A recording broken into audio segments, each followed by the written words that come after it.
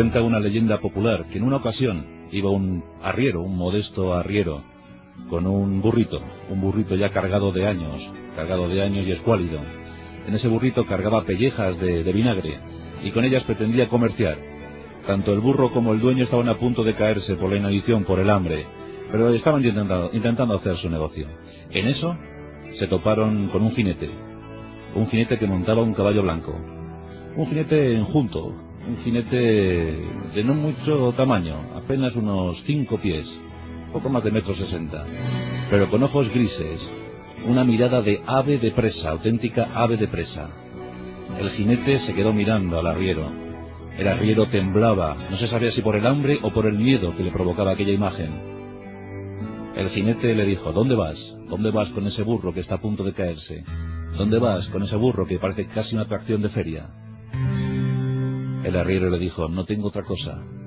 Con él me gano la vida, con él gano lo que puedo, con él procuro el sustento para mi abundante familia.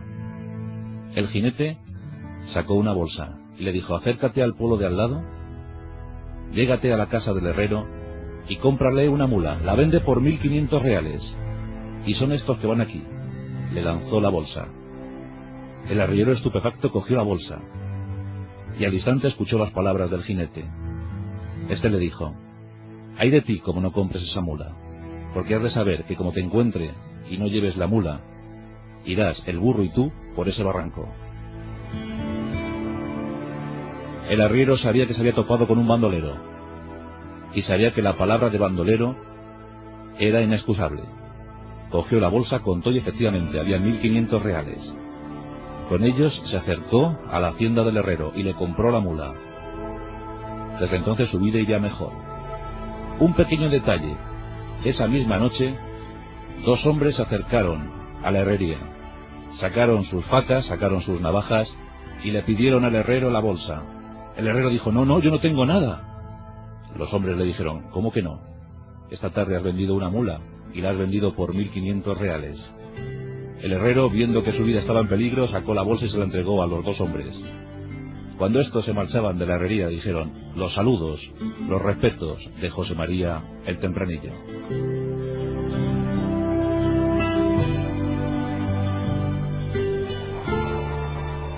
Vidas de leyenda, vidas de serranía, vidas buscándose y encontrándose con la ley. La historia del bandolerismo es una historia muy propia, es una historia autóctona, es historia nuestra, de España. Desde tiempos de los íberos, desde tiempos de los lusitanos, desde aquel mítico Viriato con sus partidas de guerrilleros, el inventor auténtico de la guerrilla. Desde entonces, la península ibérica tuvo identidad propia. Se hablaba de los nuestros como asesinos, como ladrones, como bandoleros, pero la penuria, las condiciones económicas, las pésimas condiciones alimentarias provocaron que muchos hombres se lanzaran al monte para buscar unas mejores condiciones a su familia. Esta noche os vamos a contar algunas historias. Aquellos guerrilleros combatieron en numerosísimas guerras. En el siglo XVIII Andalucía estaba prácticamente despoblada, faltísima de población. El rey Carlos III quiso recobrarla y envió numerosos colonos, pero todavía no era insuficiente. Las tierras eran yermas, difíciles de cultivar, y sobre todo factores fundamentales para la aparición del bandolerismo: la penuria que imperaba en aquellos momentos, el caciquismo. España seguía anclada en la Edad Media, el feudalismo, los terratenientes, los implacables terratenientes, los que acumulaban grandes riquezas, los que sometían a los labradores, a las gentes de las pionadas, a las gentes de las jornadas, a los jornaleros, a situaciones misérrimas. Esas lamentables penurias, ese caciquismo vil y despiadado, provocó que mucha gente se lanzara al monte. Primero fue el contrabando y posteriormente el bandolerismo. Durante el siglo XVIII afloraron estupendos bandoleros, grandes nombres para la leyenda popular, porque efectivamente el pueblo les apoyaba, veía en ellos a los héroes, a los únicos capaces de presentar frente, a los únicos capaces de presentar batalla a los poderes fácticos. El caso de Diego Corrientes, el legendario bandido Diego Corrientes, aquel al que jamás se le pudo imputar ni una sola muerte. Diego Corrientes fue cuatrero, robaba ganado en las grandes fincas y posteriormente lo llevaba, lo conducía a Portugal, donde lo vendía. Diego Corrientes fue apresado en 1781 y ejecutado en Olivenza. Su leyenda todavía perdura. Pero sin duda alguna, el bandolero más famoso de toda la historia se llama José María el Tempranillo. Vamos a buscarle, vamos a buscar dónde nació. Nos encontramos a principios del siglo XIX. Estamos cerca del río Genil, estamos en Córdoba. Y en Córdoba, Lucena, y una pedanía de Lucena, Jauja. Allí nació, entre el 21 y el 24 de junio de 1805, hijo de Juan y María. Juan tenía 25 años y María tan solo 20. Eran jornaleros, lo habían sido sus padres, lo habían sido sus abuelos, acostumbrados al mal vivir. Por un trozo de pan, por unas pocas monedas, jornadas interminables de sol a sol. Y eso es lo que en principio iba a ser José, porque se llamaba José Pelagio Hinojosa Covacho. Lo de José María, el María, bueno, en Andalucía existía esa costumbre, cuando un niño era bautizado como José, le añadían el María, era más eufónico, más sonoro. Pero su nombre verdadero era José Pelagio Hinojosa. En ese junio, en ese prólogo del verano de 1805 nacía, bautizado en la iglesia de San José. Un niño que iba a dar mucho que hablar. Los primeros años de José, pues como os podéis imaginar, estuvieron desabastecidos de estudios. No pudo estudiar, no pudo ir a la escuela, porque muy pronto se tuvo que poner a trabajar en las tareas del campo, trabajando para el señorito, trabajando en el cortijo del señorito.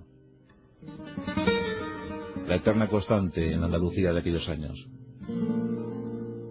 Pero llega una fecha determinante para la vida de José María el Tempranillo. Nos encontramos en el 29 de septiembre de 1820, en la romería de San Miguel.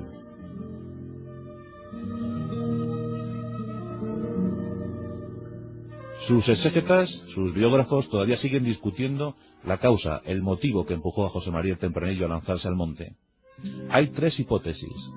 Tres. La primera nos hablaría de un José María de 15 años, de tan solo 15 años, vengador de su padre. Su padre había fallecido, había sido asesinado años antes. Esta es la primera leyenda. Con tan solo 15 años, matando al hombre que había asesinado a su padre. La segunda leyenda nos habla de un José María matando al violador de su madre. Un individuo que había ultrajado a su madre ya viuda, y que José María cumplió venganza matando a este indeseable. La tercera hipótesis, la más razonable, nos habla de un José María enamorado de Clara, una joven niña de Jauja. Los dos andaban en romería, la romería de San Miguel. José no pretendía ser otra cosa sino labrador, sino jornalero. Pero hubo un baile, y en ese baile, un hombre ya adulto se acercó a Clara, la importunó, la pidió bailar. La niña se negó. José trató de defenderla. El hombre empujó a José. Rápidamente, José sacó su faca, sacó su navaja. El adulto sonrió y sacó la suya. Las dos miradas se cruzaron. Y durante unos minutos estuvieron luchando. Finalmente, la navaja de José salió triunfante y llena de sangre. Con tan solo 15 años, había encontrado ya su paso directo a la muerte. Había encontrado a su primer hombre muerto. La pena para un asesinato era, por supuesto, la capital. José se iba a enfrentar a la pena capital. Le iban a ejecutar. No habría piedad, ni tan solo un ápice de piedad para esos 15 años. José sabía que su futuro estaba ya sentenciado. Por tanto, cogió el primer caballo que pilló